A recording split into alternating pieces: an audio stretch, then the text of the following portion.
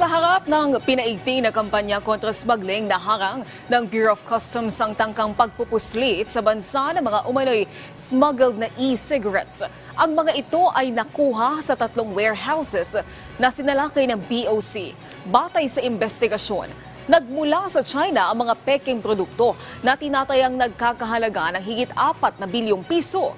Wala rin umanong kaukulang dokumento mula sa BOC ang mga kontrabando. Dahil dito, hindi umano tiyak kung ligtas ang naturang mga produkto.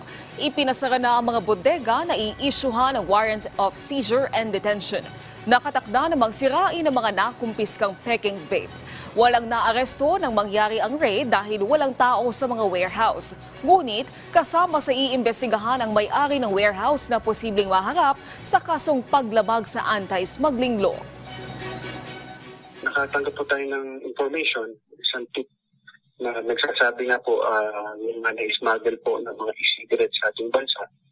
At ang modus nga raw po ito raw ay pinapasok unti-unti at i-imbak nga po dito sa malalaki dito sa Maymilaan. Based po kasi sa data ng Bureau of Customs, wala pa po talagang pumapasok na flaba, vape or e-cigarettes na may brand po na flaba sa ating bansa.